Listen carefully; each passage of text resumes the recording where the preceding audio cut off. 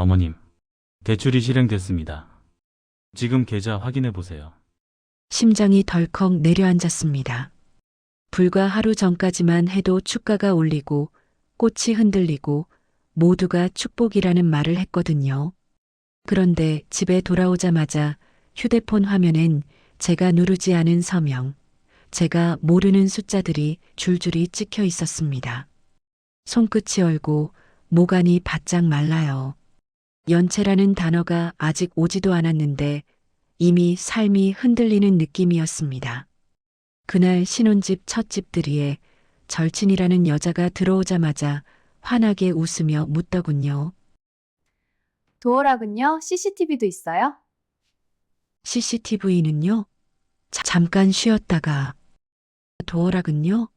그리고 마지막으로 서류함 앞에서 멈춰서 말하길. 계약서는 어디 두셨어요? 농담처럼 던지는 질문인데 이상하게 하나도 가볍지 않았습니다.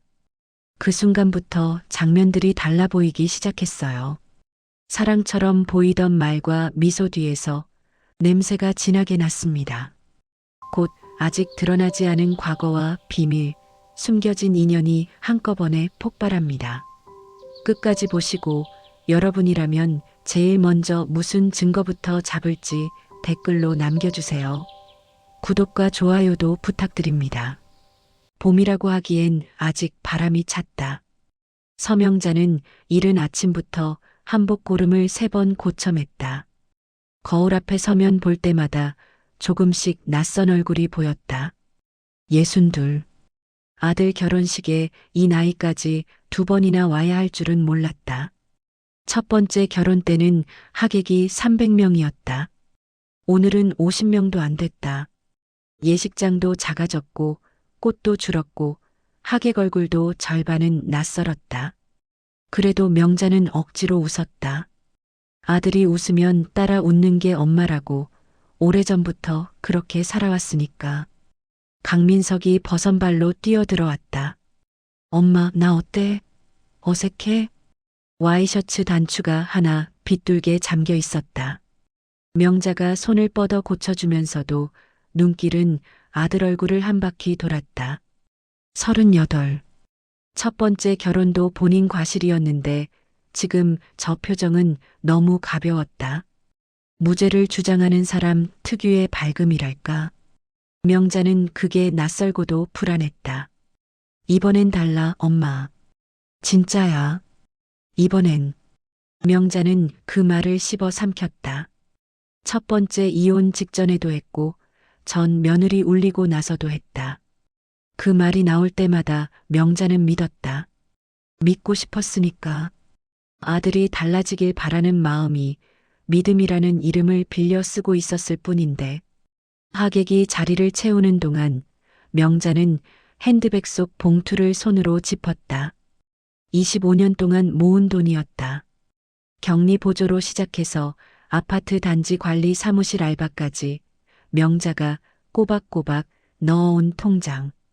민석 아버지 강태수는 돈 버는 데 관심이 없었고 집안 살림은 늘 명자 몫이었다. 쓰고 싶은 것 참고 사고 싶은 건 미루고 통장 숫자가 늘어나는 걸 보면서 버텼다. 그걸 오늘 아들 신혼집 보증금에 보태주려 했다.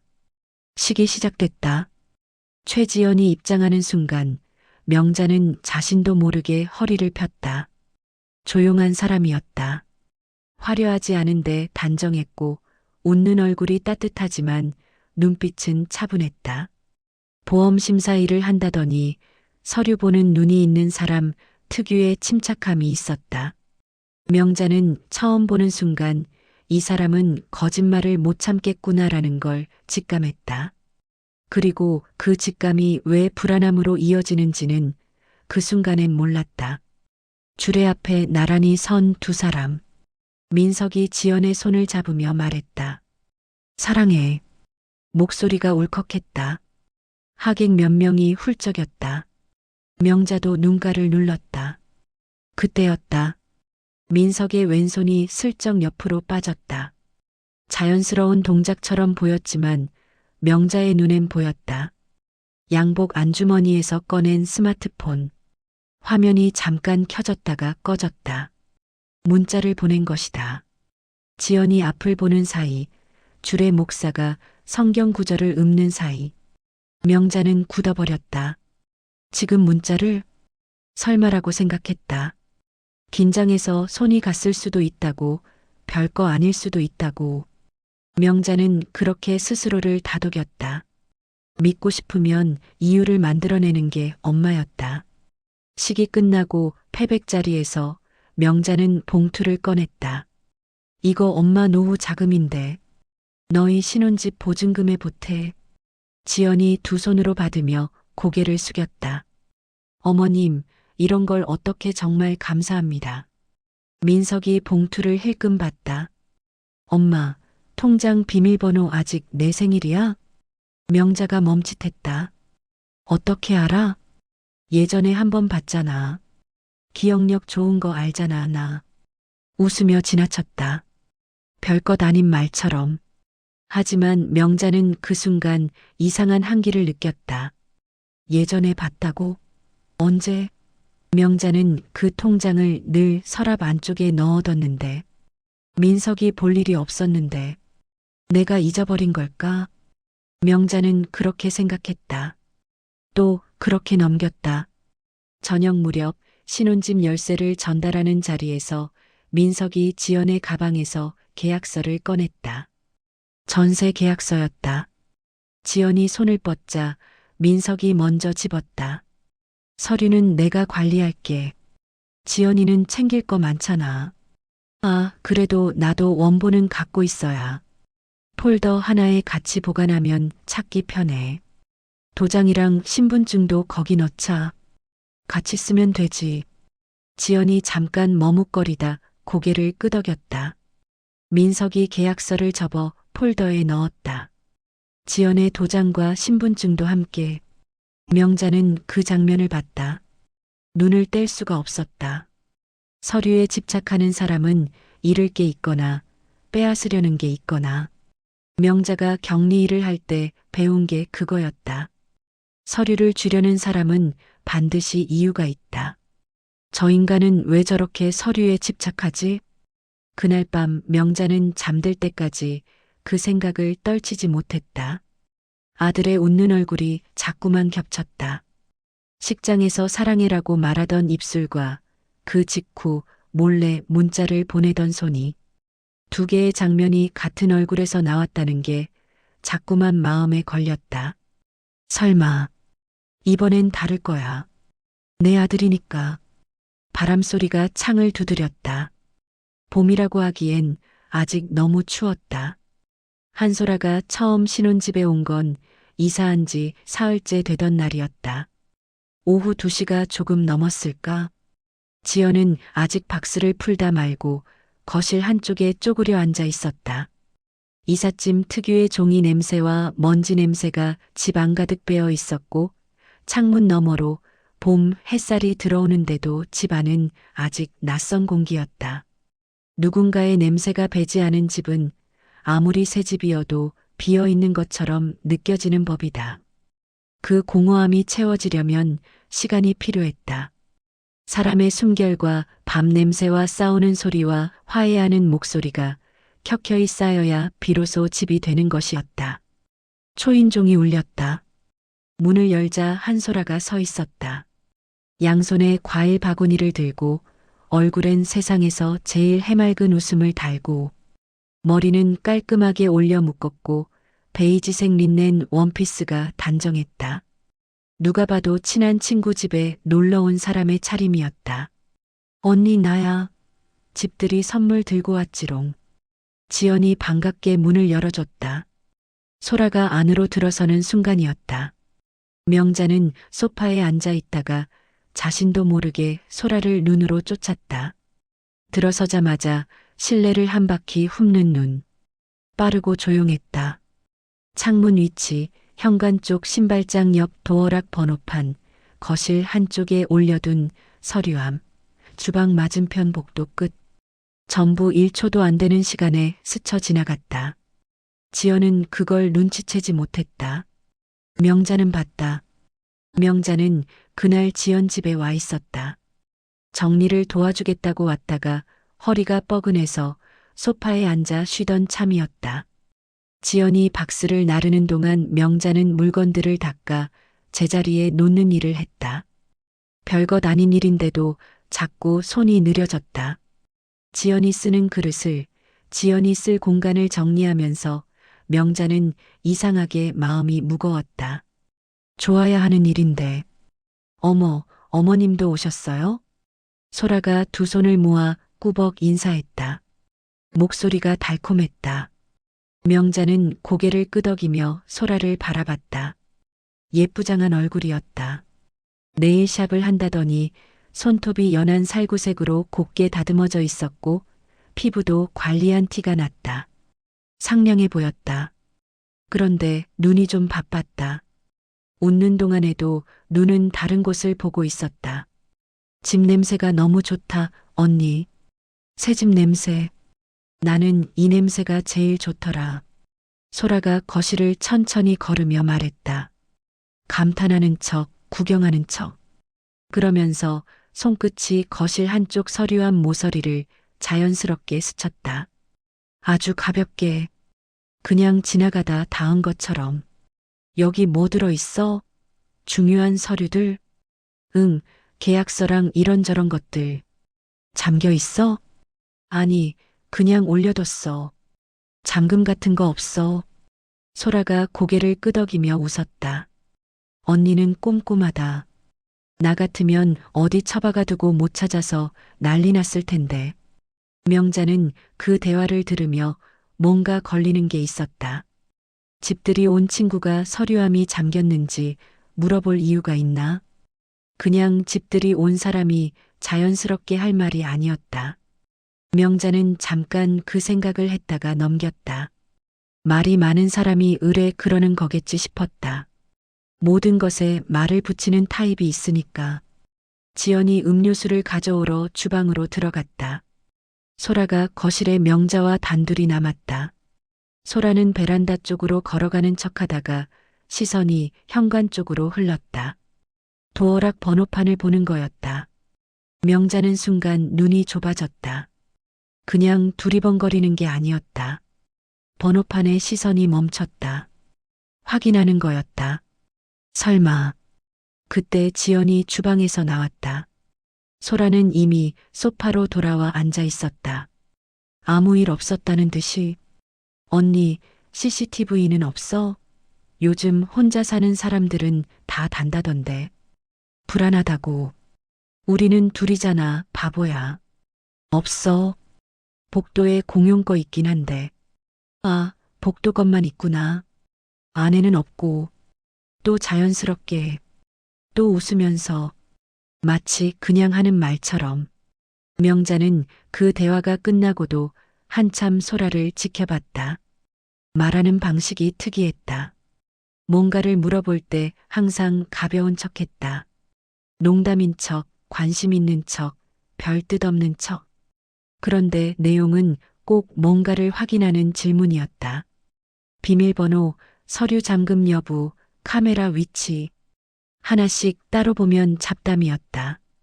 다 합치면 지도였다. 저녁 무렵 민석이 퇴근해서 들어왔다. 소라를 보자마자 민석의 표정이 잠깐 굳었다가 풀렸다. 아주 짧은 순간이었다. 지연은 보지 못했다. 소라 씨 왔어요? 오빠, 집들이 왔죠. 늦었다. 소라가 방긋 웃으며 일어났다. 자연스러운 호칭이었다. 지연의 절친이니 오빠 소리가 이상하지 않긴 했다. 그런데 명자는 그 오빠 소리에서 뭔가를 느꼈다. 처음 만나는 사람한테서 나오는 어색함이 없었다. 이미 여러 번 불러본 사람한테 하는 말투였다.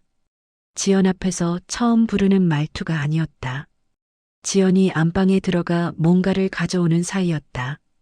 소라가 민석에게 아주 작은 목소리로 말했다. 오늘은 어머님 돈부터. 명자는 주방 쪽에서 물을 따르다가 그 말을 들었다. 너무 짧고 낮은 목소리였다. 잘못 들은 건가 싶었다. 다시 들으려 했지만 민석이 이미 웃으며 딴 얘기로 넘어가고 있었다. 소라 씨, 저녁은 먹었어요? 우리랑 같이 먹고 가요. 명자는 손을 멈췄다. 오늘은 어머님 돈부터. 그게 무슨 말이지? 잘못 들은 거겠지. 귀가 요즘 좀 이상한 것 같기도 했다. 아니면 비슷한 발음의 다른 말을 그렇게 들은 걸 수도 있었다. 아니면 정말 다른 맥락의 말인데 명자가 엉뚱하게 연결한 걸 수도. 명자는 그렇게 스스로를 설득했다. 믿고 싶으면 이유를 만들어내는 게 엄마였다.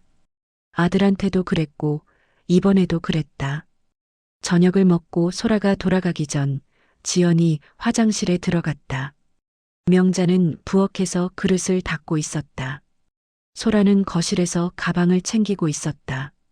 명자가 그릇 닦는 걸 멈추고 거실 쪽을 봤을 때였다. 소라의 가방이 열려 있었다. 안에 뭔가 종이가 보였다.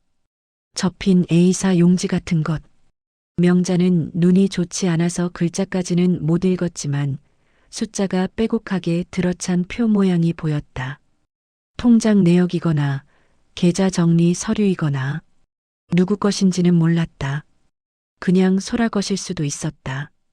그런데 지연 이름 같은 게 위에 적혀 있는 것도 같았다. 명자는 확신할 수가 없었다. 그냥 그렇게 보인 거일 수도 있었다. 소라가 가방 지퍼를 닫았다. 명자는 다시 그릇을 닦았다. 소라가 나가고 문이 닫힌 뒤 집안이 조용해졌다. 지연이 화장실에서 나왔다. 민석은 소파에 앉아 휴대폰을 보고 있었다. 아무 일도 없었다는 듯이. 지연이 민석 옆에 앉으며 소라 오늘 좀 오래 있었네라고 했고 민석은 절친이라더니 자주 오겠네라고 했다. 그리고 둘 다 웃었다. 명자는 그 모습을 보면서 오늘 하루를 천천히 되짚었다. 서류함이 잠겼냐고 묻던 소라. 도어락 번호판으로 향하던 시선. CCTV 위치를 확인하던 눈. 민석과 주고받던 그 짧은 한마디. 그리고 가방 속 빼곡한 숫자들. 하나씩 떼어놓으면 별것 아니었다. 호기심 많은 사람이 하는 말들이고 우연히 열린 가방이고 잘못 들은 말일 수 있었다. 그런데 전부 붙여놓으면 달랐다. 선이 생겼다. 방향이 생겼다. 명자는 그 선의 끝이 어디를 향하는지 아직은 보고 싶지 않았다. 그날 밤 집으로 돌아오는 버스 안에서 명자는 창밖을 멍하니 봤다. 가로등이 하나씩 스쳐 지나갔다. 밖은 어두웠고 버스 유리창엔 명자 얼굴이 희미하게 비쳤다. 늙었구나. 명자는 잠깐 그 생각을 했다. 그러다 또 소라 생각이 났다. 지연의 절친이 왜 통장 사본을 갖고 있지? 버스가 정류장에 섰다. 명자는 천천히 일어나 내렸다. 밤바람이 차가웠다. 봄이라는 게 믿기지 않을 만큼. 그 생각은 집에 돌아와 불을 끄고 누운 뒤에도 사라지지 않았다. 눈을 감아도 소라의 눈이 어른거렸다. 웃고 있는데 웃지 않는 눈이. 소라가 다시 나타난 건 목요일 오전이었다. 아침 10시가 조금 넘었을까? 지연은 재택근무 중이었다. 노트북 화면을 들여다보며 서류를 검토하던 중이었는데 초인종이 울렸다. 인터폰 화면에 소라 얼굴이 떴다. 지연이 문을 열어줬다. 명자는 그날도 와 있었다. 아침 일찍 반찬을 해다 주겠다고 들렀다가 지연이 밥도 못 먹고 일한다는 걸 보고 그냥 눌러앉은 것이었다. 주방에서 된장국을 끓이다가 소라가 들어오는 소리를 들었다. 오늘은 달랐다. 지난번엔 과일 바구니를 들고 왔었다. 오늘은 아무것도 없이 그냥 왔다. 가방 하나만 들고. 그리고 들어오자마자 소파에 앉았다. 거실을 구경하는 척도 없었다. 말도 없었다. 명자가 주방에서 나왔다. 소라가 소파에 앉아 있었다. 양손을 무릎 위에 올려놓고 있었다. 그런데 손이 배 위로 올라갔다. 아주 천천히. 의식하는 듯 또 의식 안 하는 듯 아랫배를 감싸는 것처럼. 명자는 그 손을 보는 순간 등이 서늘해졌다. 어머님 오셨어요. 소라가 일어서려 했다. 명자가 손을 저었다. 앉아 있어라. 명자는 소파 맞은편 의자에 앉았다. 지연이 노트북을 닫고 거실로 나왔다. 셋이 모였다. 소라가 입을 열었다. 드릴 말씀이 있어서요. 목소리가 가라앉아 있었다. 평소에 달콤하고 가벼운 말투가 아니었다. 미리 연습한 사람의 목소리였다. 저 임신했어요. 명자는 아무 말도 못했다. 아드님 아이예요. 주방에서 된장국 끓는 소리가 들렸다. 그 소리만 들렸다. 아무도 말이 없었다. 지연은 소라를 바라보고 있었다. 표정이 없었다. 놀란 것 같기도 하고 이미 예상한 것 같기도 했다. 명자는 지연의 그 표정이 더 무서웠다. 소라가 가방에서 종이를 꺼냈다. 2장이었다. 한 장은 초음파 사진이었다. 작고 흐릿한 흑백 사진. 날짜가 찍혀 있었다.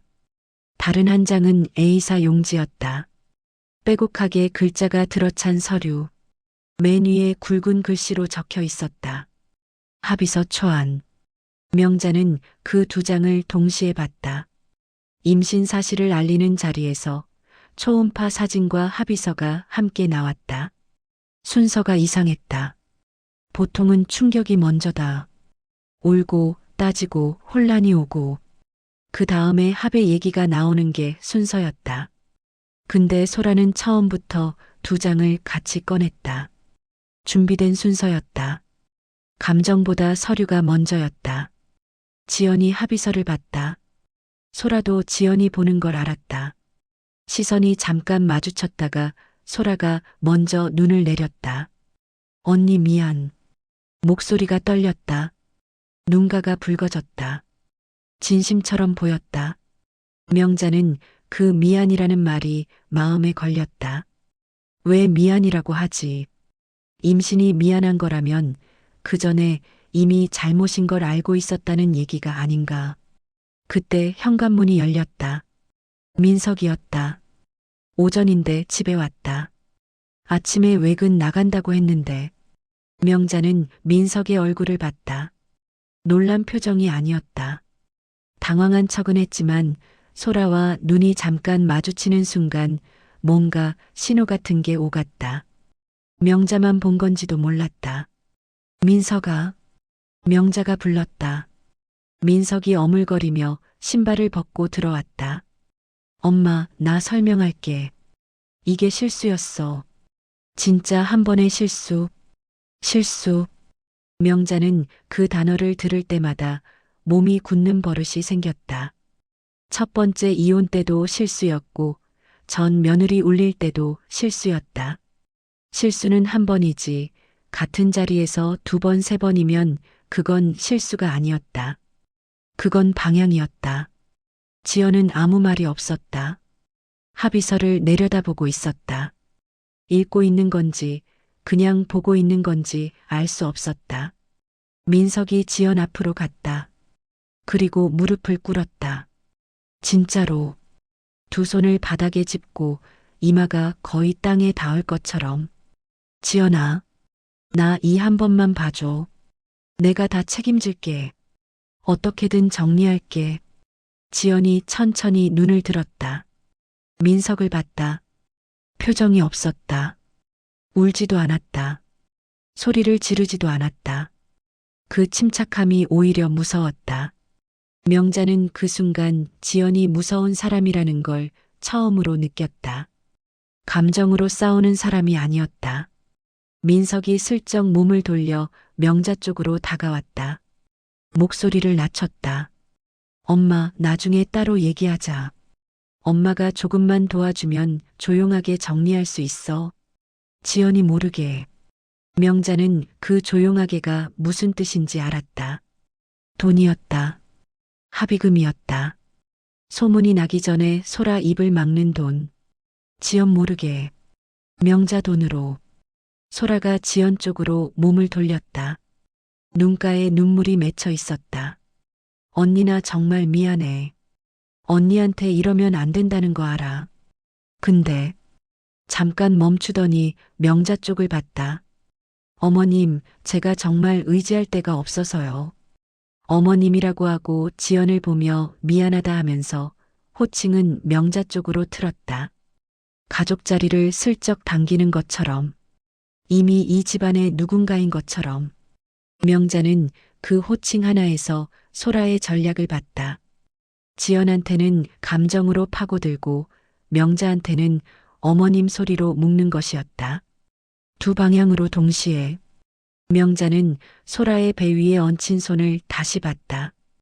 왜 합의서가 임신 발표와 함께 나왔을까? 임신이 진짜라면 합의서는 협상 도구다. 임신이 가짜라면 합의서가 목적이다. 명자는 어느 쪽인지 몰랐다. 그냥 모르고 싶기도 했다. 알면 더 이상 모른 척을 못할 테니까. 소라가 다시 입을 열었다. 소문 막으려면 어떻게든 해결이 돼야죠. 아시잖아요. 오늘 안에. 명자는 창밖을 봤다. 봄 햇살이 환하게 들어오고 있었다. 아무것도 모르는 것처럼.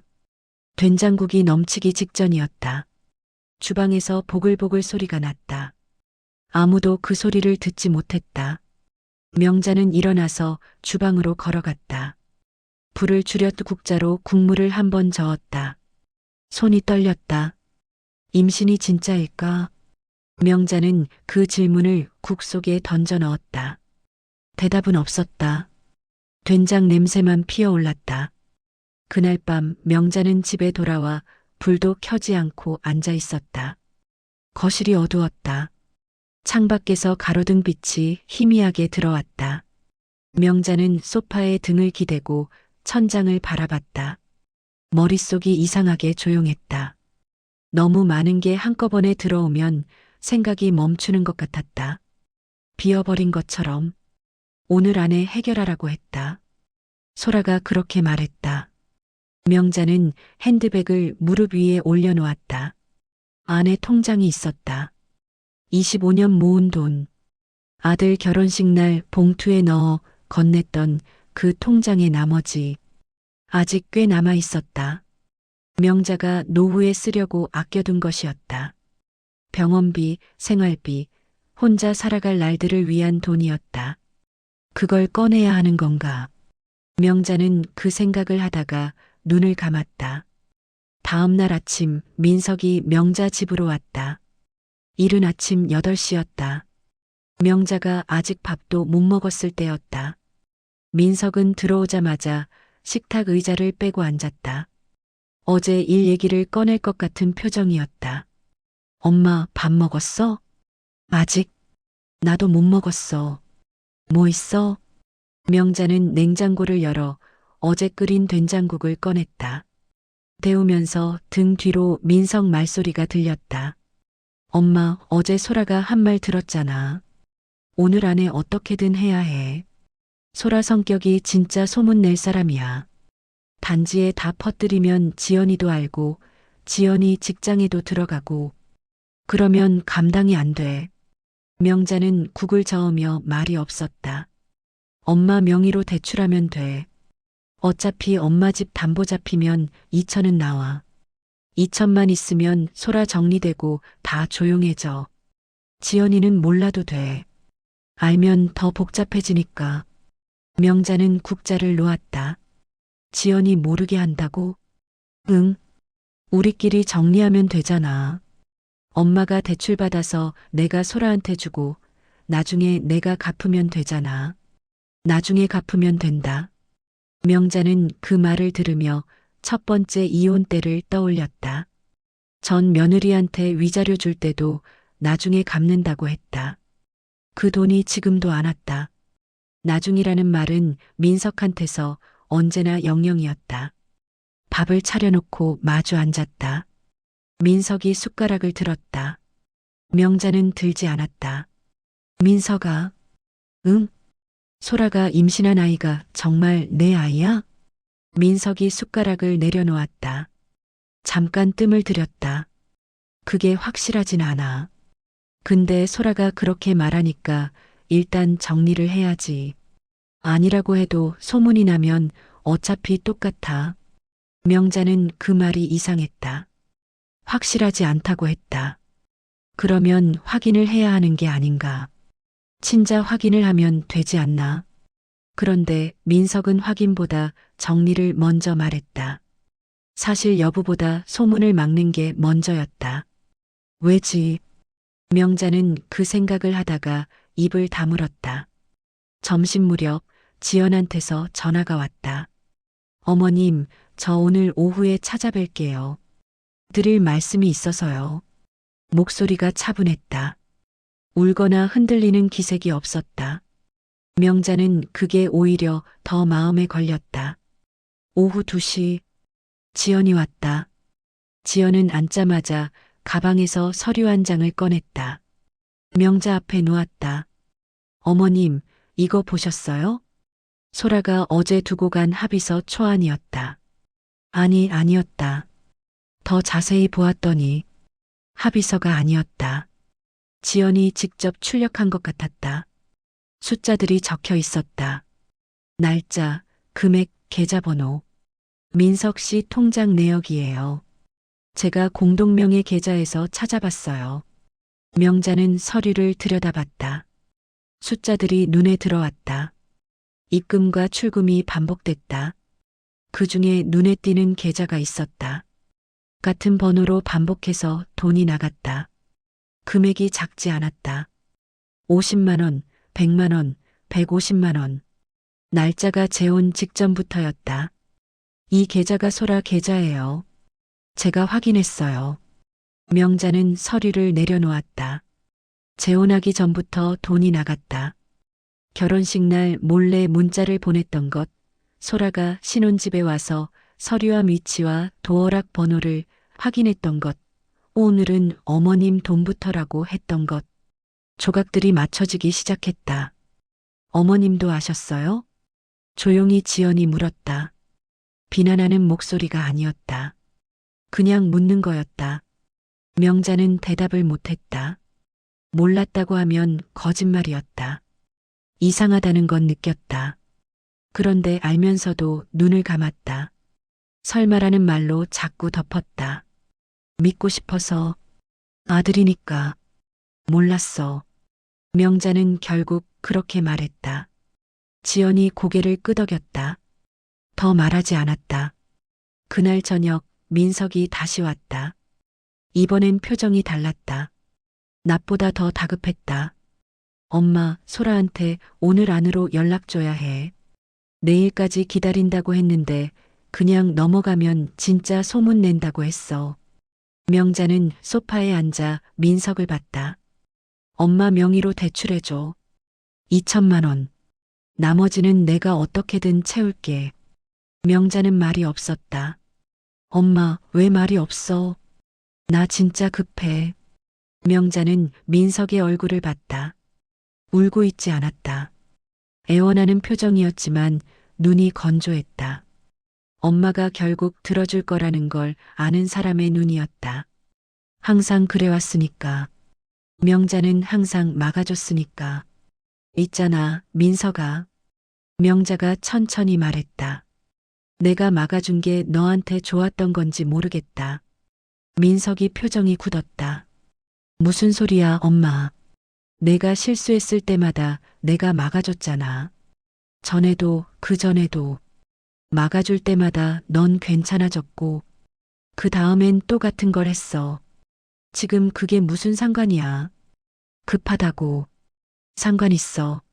명자는 조용히 말했다. 민석이 한숨을 쉬었다. 그러다 목소리를 바꿨다. 부드럽게. 어릴 때 엄마한테 뭔가를 조를 때 쓰던 목소리였다. 엄마, 나 이번 한 번만. 진짜 이번 한 번만. 앞으로는 안 그럴게. 약속할게. 약속? 명자는 그 단어를 들으며 눈을 감았다. 민석의 약속을 명자는 몇 번이나 들었던가. 이번 한 번만이라는 말을 몇 번이나 들었던가. 그리고 그때마다 명자는 믿었다. 아들이니까. 내 자식이니까. 명자는 눈을 뜨고 핸드백을 들었다. 통장을 꺼냈다. 25년 모은 돈이 들어있는 통장. 민석의 눈이 통장으로 갔다. 명자는 그 눈을 봤다. 엄마를 보는 게 아니었다. 통장을 보고 있었다. 명자는 천천히 통장을 핸드백에 다시 넣었다. 못해줘. 민석이 굳었다. 엄마, 못해줘. 명자는 그 말을 2번 했다. 첫 번째는 아들한테 하는 말이었고, 2번째는 자기 자신한테 하는 말이었다. 오래전에 했어야 하는 말이었다. 민석이 자리에서 일어났다. 표정이 차갑게 굳어 있었다. 엄마가 이러면 내가 어떻게 하라고.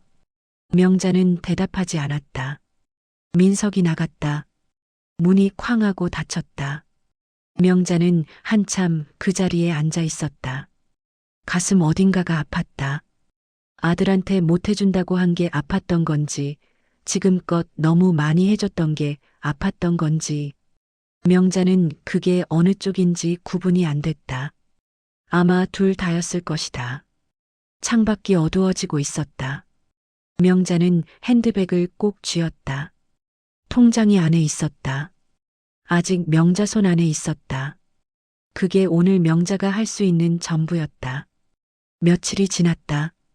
명자가 못해준다고 한 날 이후 민석은 연락이 없었다. 전화도 없고 문자도 없었다. 명자는 그 침묵이 무엇을 뜻하는지 알았다. 삐진 게 아니었다. 다른 방법을 찾고 있는 거였다. 나쁜 예감은 틀린 적이 없었다.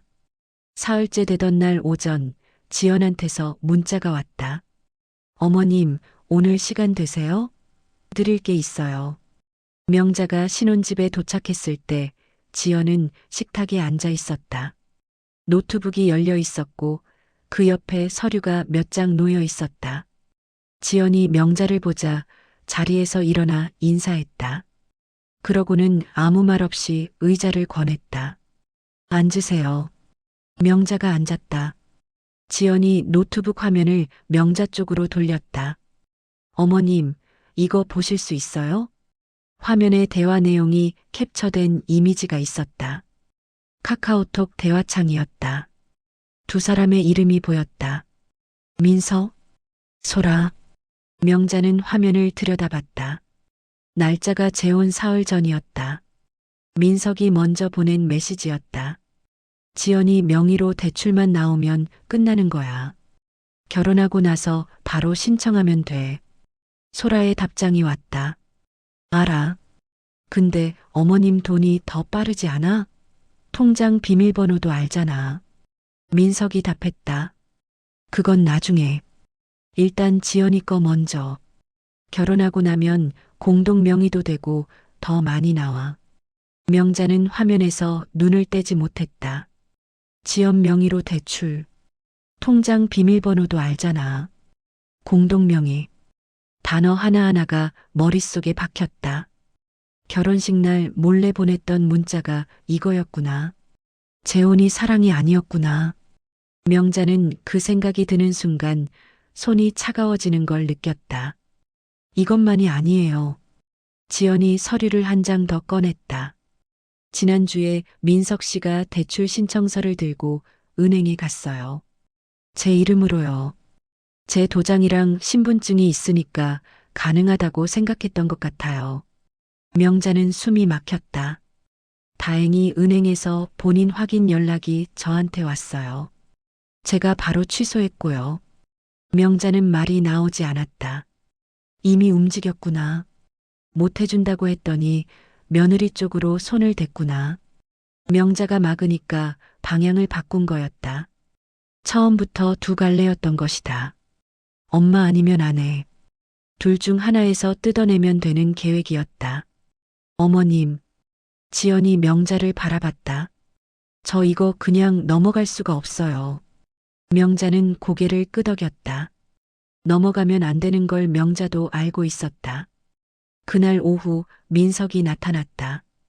지연한테 은행 취소 연락이 갔다는 걸 알았는지 들어오자마자 표정이 달랐다. 지연 앞에서 처음으로 가면을 벗은 얼굴이었다. 대출 왜 취소했어?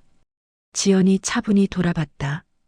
4명의 대출인데 내가 취소하면 안 돼요? 우리가 같이 쓰려고 한 거잖아.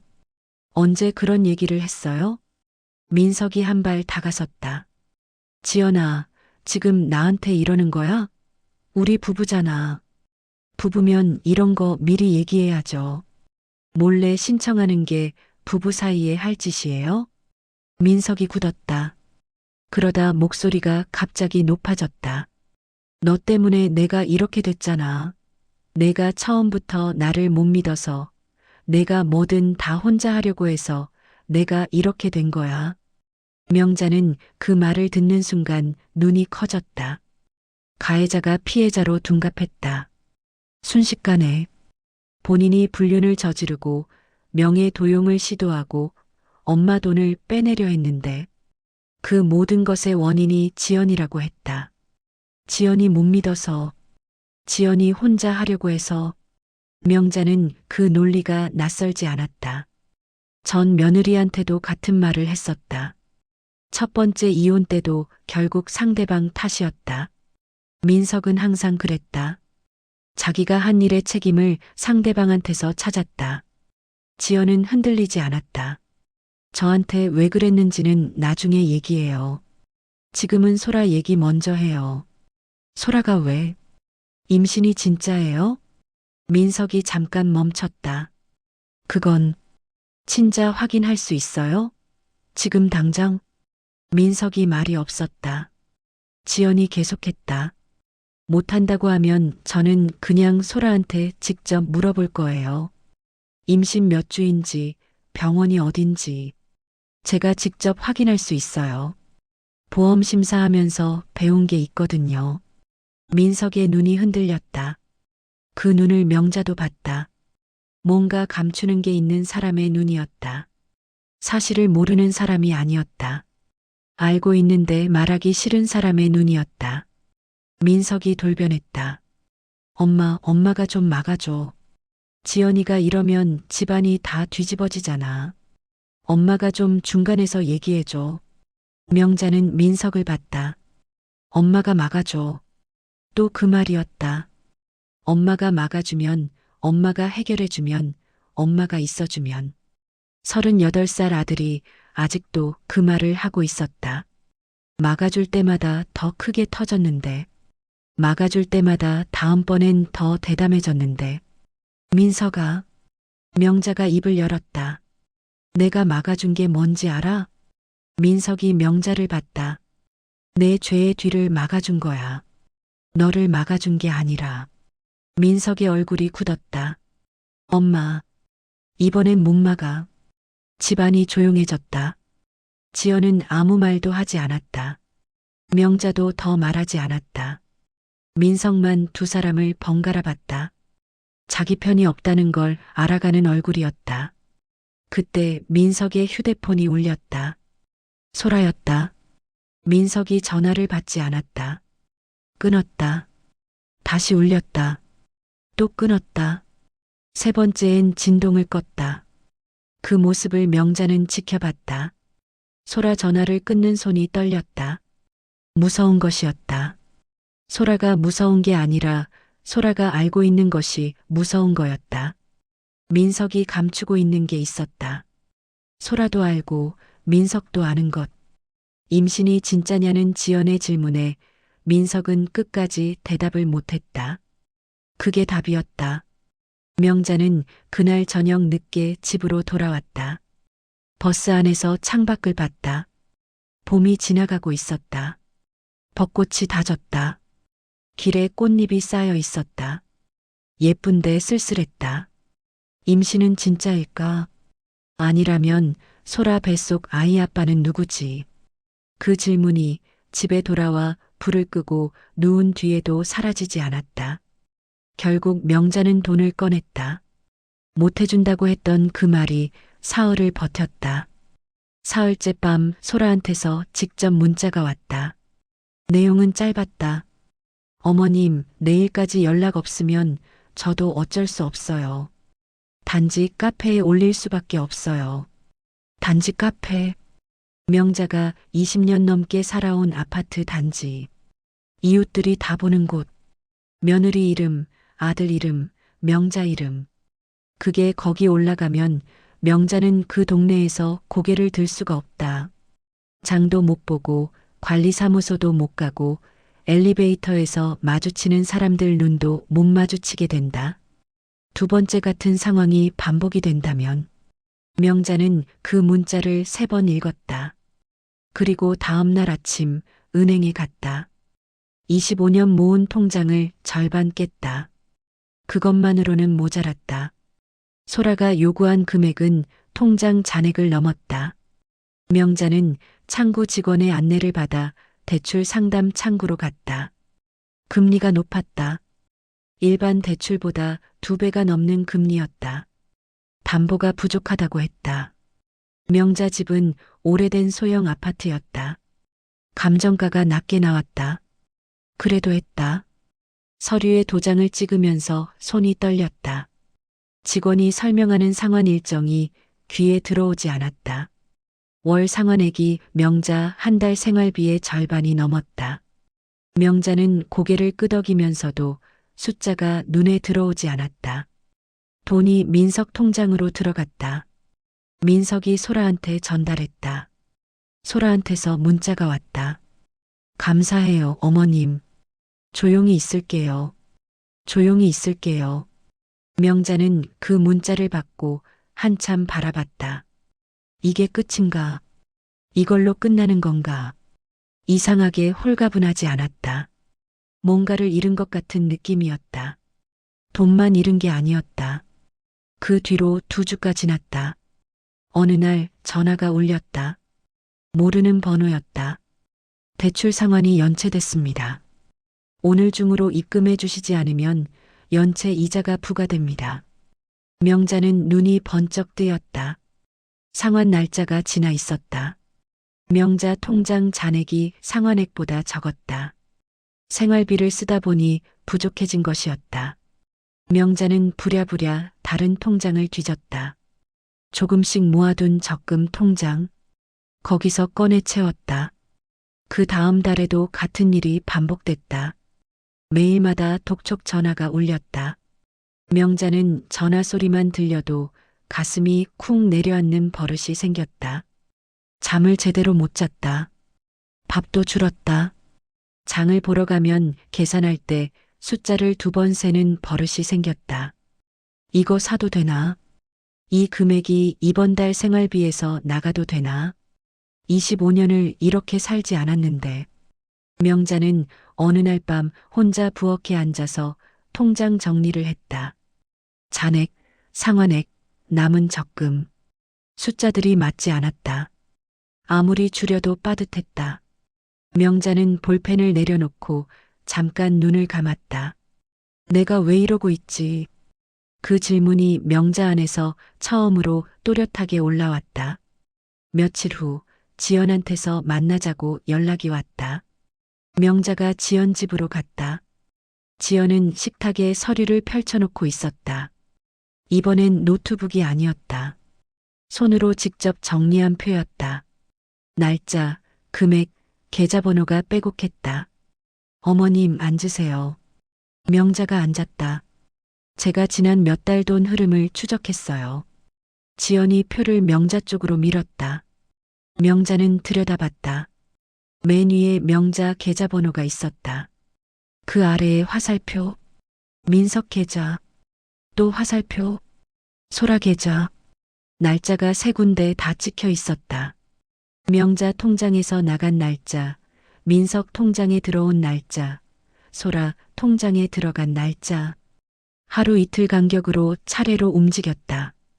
어머님 돈이 민석 씨를 거쳐 소라한테 가고 있어요. 패턴이 일정해요. 한 번이 아니에요. 명자는 표를 보면서 멈췄다. 한 번이 아니라고 했다. 명자가 이번에 보낸 돈만이 아니었다. 위로 올라갔다. 날짜가 더 있었다. 재혼 전부터였다. 소라가 처음 신혼집에 왔던 날 전후로도 있었다. 어머님이 모르시는 돈도 나간 것 같아요. 명자는 표에서 눈을 들었다. 민석 씨가 어머님 통장 비밀번호를 알고 있다고 하지 않으셨어요? 명자는 대답하지 못했다. 결혼식 날이었다. 통장 비밀번호 아직 내 생일이야? 라고 했던 말. 예전에 한번 봤다고 했던 말. 그게 그냥 기억력 좋은 아들의 말이 아니었구나. 명자는 그때서야 그 의미가 보였다. 어머님도 뜯기고 있었던 거예요. 지연이 조용히 말했다. 명자는 표를 다시 봤다. 숫자들이 이번엔 다른 의미로 보였다. 명자가 아껴온 돈. 쓰고 싶은 것 참고 사고 싶은 것 미루면서 모은 돈. 그게 명자도 모르게 빠져나가고 있었다. 눈가가 뜨거워졌다. 명자는 손으로 눈을 눌렀다. 울면 안 됐다. 지금 울 때가 아니었다. 그때 지연이 또 다른 서류를 꺼냈다. 이번엔 의료 관련 서류처럼 보였다. 숫자와 날짜가 있었다. 어머님, 이건 제 직장 동료한테 부탁해서 받은 거예요. 박도훈 씨라고 검진센터 행정팀장으로 있는 분이에요. 소라 초음파 사진 날짜 기억하세요? 명자는 고개를 끄덕였다. 소라가 꺼냈던 흑백 초음파 사진. 날짜가 찍혀 있었다. 그 날짜로 임신 주수를 역산하면요. 지연이 서류의 한 부분을 손으로 짚었다.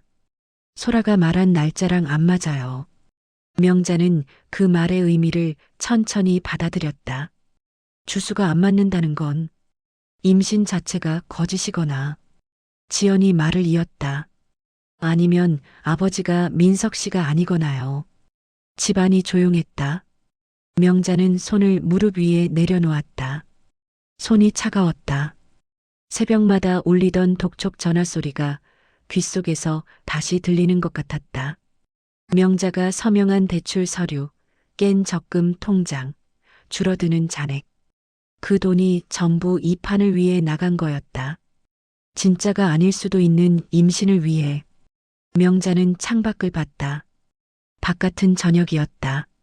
어두워지는 하늘에 가로등이 하나씩 켜지고 있었다. 그럼 소라 뱃속 아이 아빠는 누구지? 그 질문이 명자 안에서 단단하게 굳어갔다. 이번엔 흐릿하지 않았다. 또렷했다. 그리고 그 질문 다음에 다른 질문이 따라왔다. 나는 이제 어느 편에 서야 하지? 명자는 그 답을 알 것 같았다. 알면서도 한참을 더 창밖을 봤다. 가로등이 다 켜질 때까지. 강태수가 나타난 건 예고 없이였다. 지연이 증거를 정리하고 있던 날 오후 지연은 명자와 상의를 하기 위해 같이 있었던 상황이었다. 초음파 날짜 모순, 돈 흐름표, 민석과 소라의 카카오톡 캡처. 지연은 그것들을 한 폴더에 정리하면서 다음 단계를 준비하고 있었다. 법적으로 가져갈 수 있는 것과 없는 것을 구분하는 중이었다. 그때 초인종이 울렸다. 지연이 인터폰을 받다.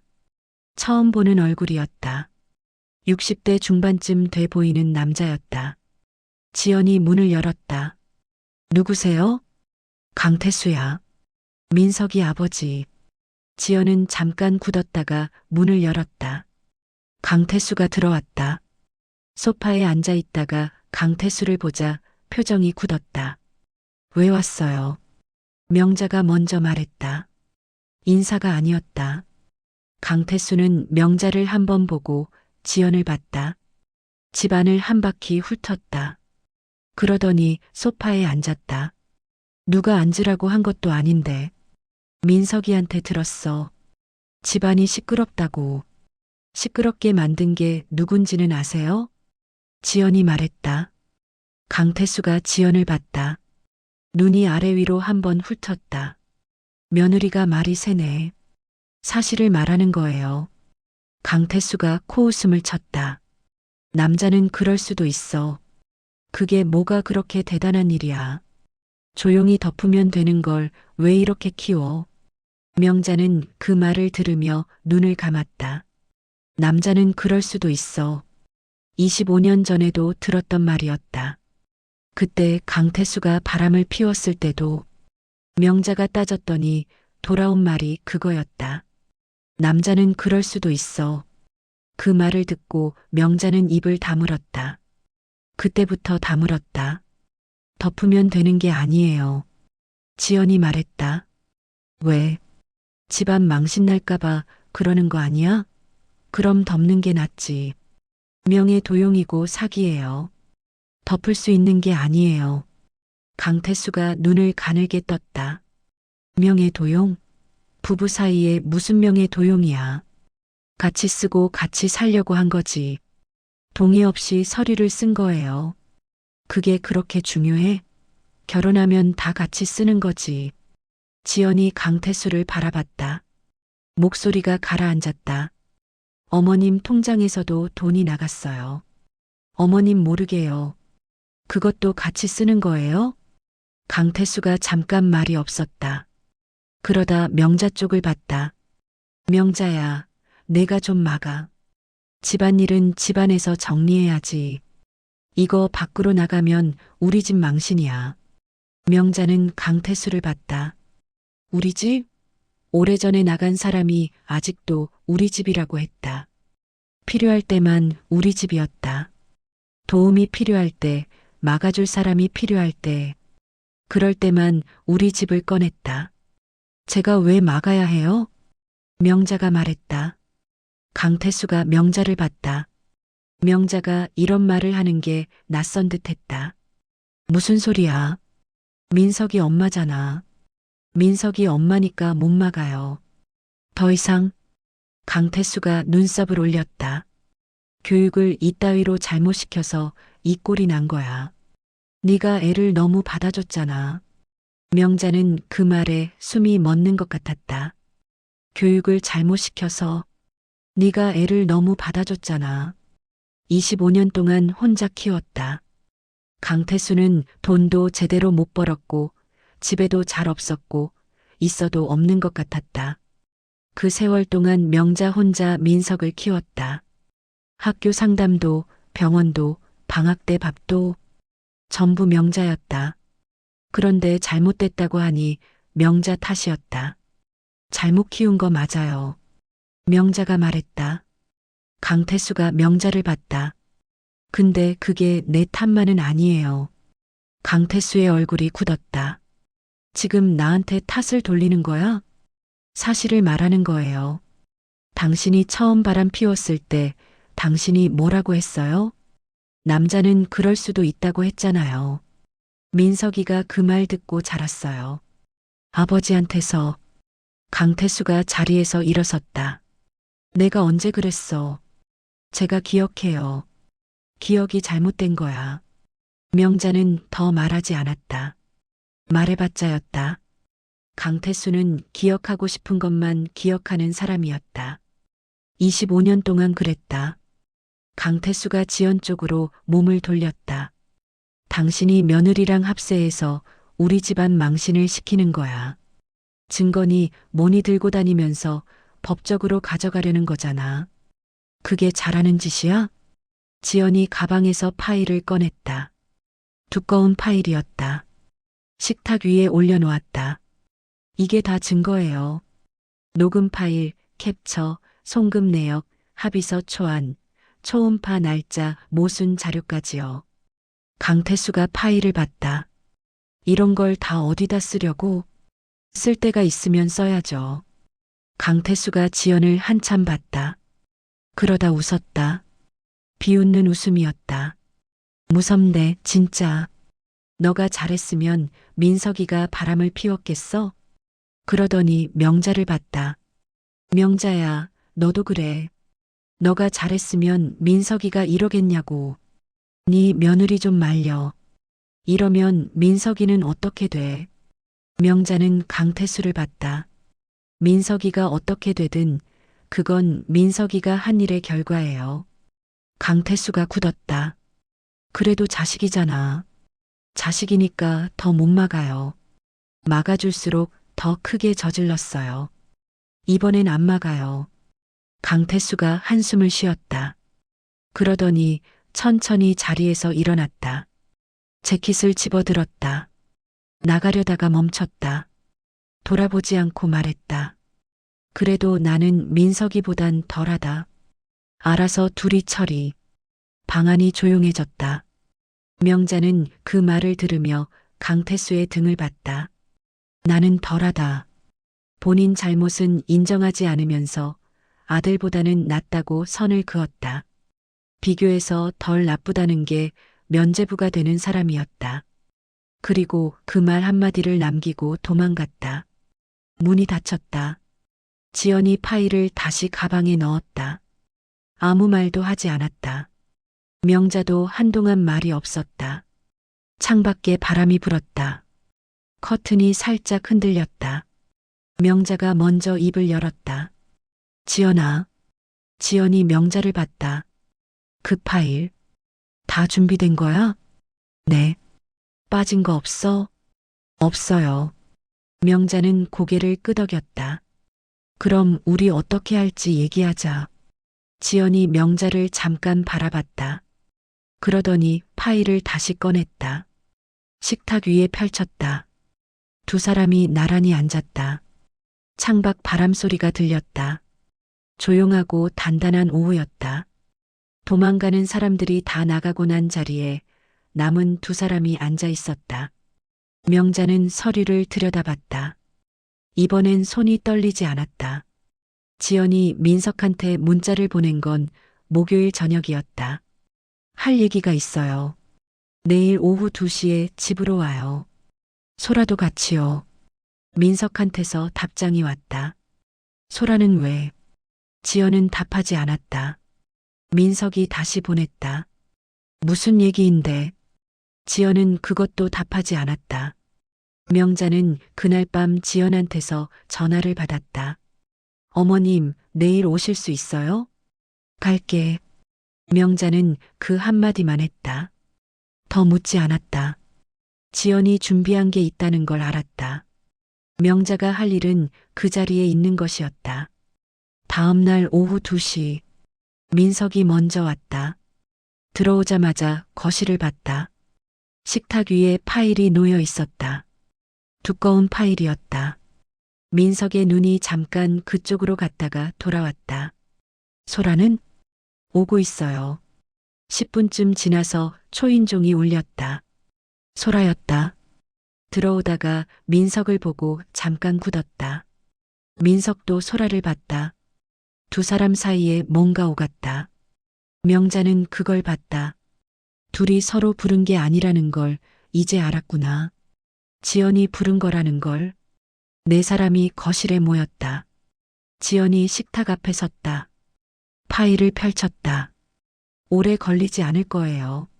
순서대로 볼게요. 첫 번째는 카카오톡 캡처였다.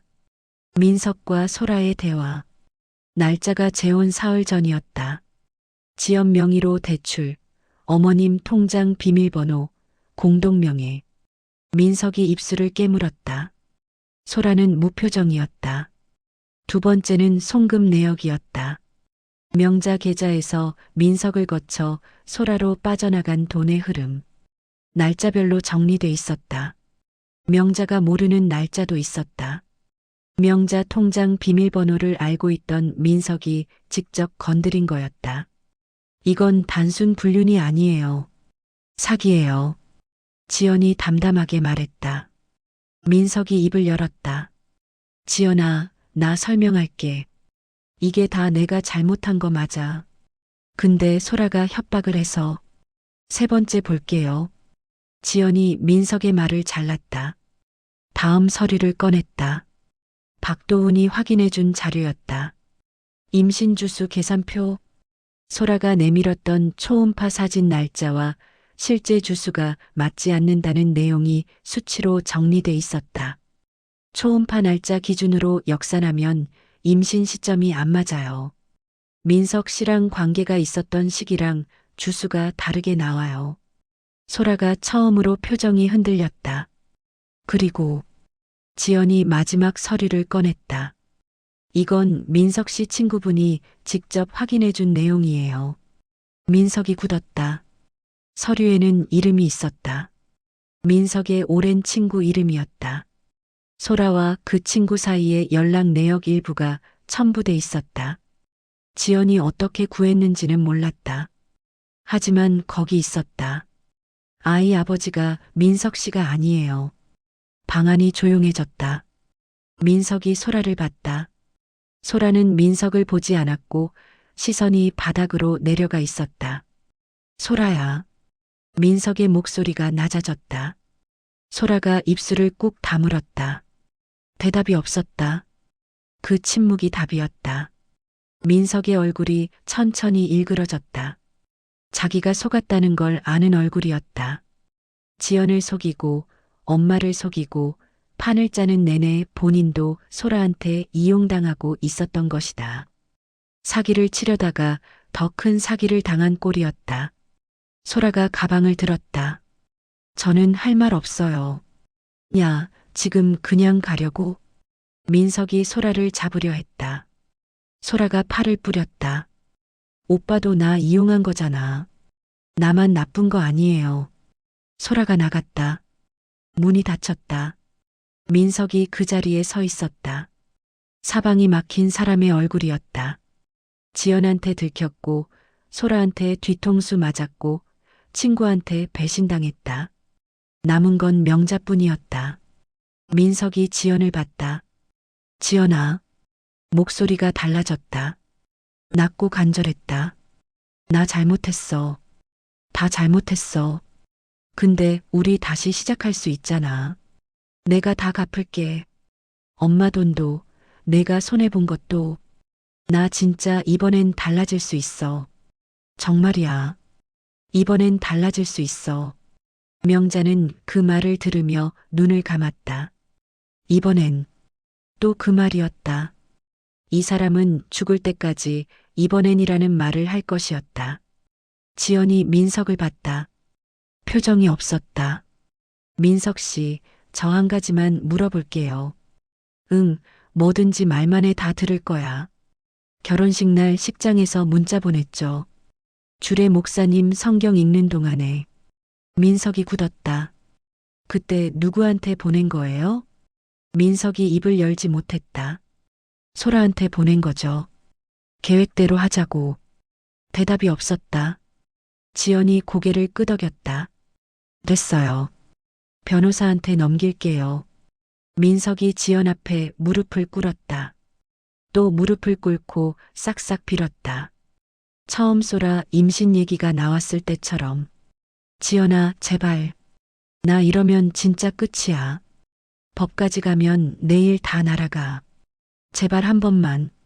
지연은 내려다보지 않았다. 시선이 민석을 지나쳤다. 일어나세요. 민석이 일어나지 않았다. 일어나요. 지연의 목소리가 차가웠다. 민석이 천천히 일어났다. 그러고는 명자를 봤다. 마지막 남은 편이었다. 엄마, 제발. 명자는 민석을 봤다. 엄마, 나 이러면 진짜 아무것도 없어. 엄마만 있잖아. 엄마는 내 편이잖아.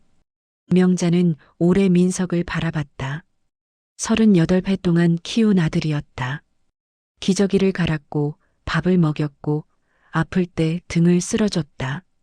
학교에서 맞고 왔을 때 같이 울었고 첫 번째 이혼 때 술 취해 전화하면 새벽에 나갔다. 그 세월이 다 명자 안에 있었다. 근데 그 세월이 이 자리에서 무슨 의미인지 명자는 이제 알았다.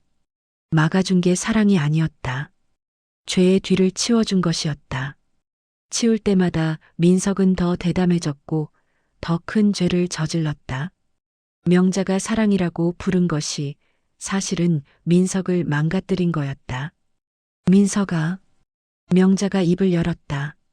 내가 막아준 건 내 미래가 아니라 내 죄의 뒤였다. 민석이 명자를 봤다. 엄마 통장 비밀번호 바꿨어.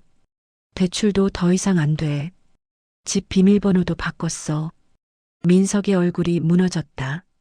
엄마, 그게 무슨... 그리고 명자가 지연을 봤다. 지연이 명자를 봤다. 지연이가 이제 내 딸이야. 너보다 더 민석이 굳었다. 나한테 딸이 생겼어. 이제. 민석이 입을 벌렸다가 닫았다.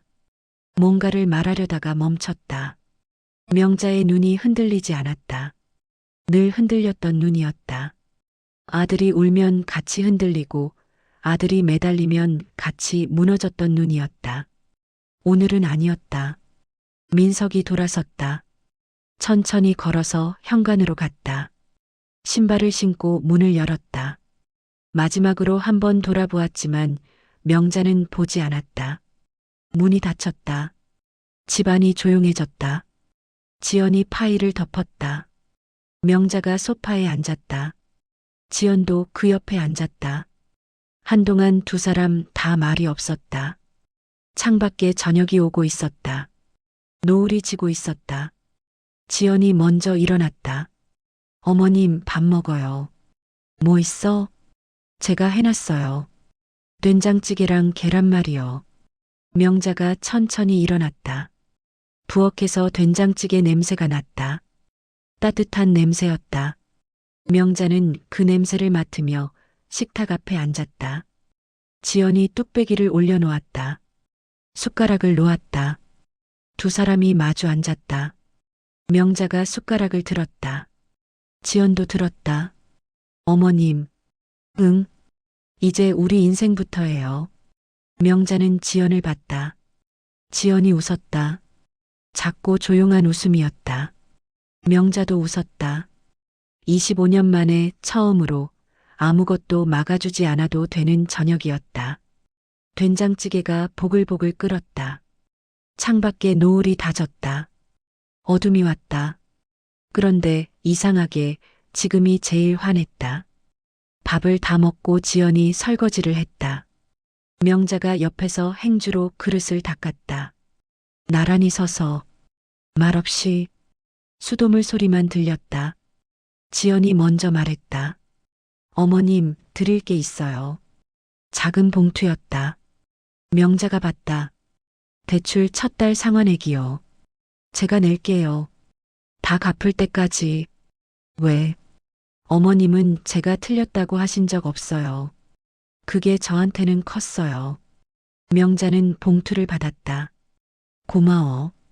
그게 전부였다. 그런데 충분했다. 그날 밤 집에 돌아오니 봄이 와 있었다. 나무에 연두색 잎이 돋아나고 있었다. 명자는 창가에 앉아 메모지를 꺼냈다. 가고 싶었던 곳, 먹고 싶었던 것, 해보고 싶었던 것. 아껴두다가 결국 못한 것들을 적었다. 목록이 생각보다 길었다. 명자는 그 목록을 보며 작게 웃었다. 새로운 나의 딸과 이제 시작이었다. 나의 봄이 다시 왔다. 구독은 힘이 되고 좋아요는 제게 큰 응원이 됩니다. 오늘 이야기가 마음에 남았다면 님들의 이야기도 들려주세요. 그곳에 좋은 일이 찾아올 거예요. 눈물 꽃길이었습니다.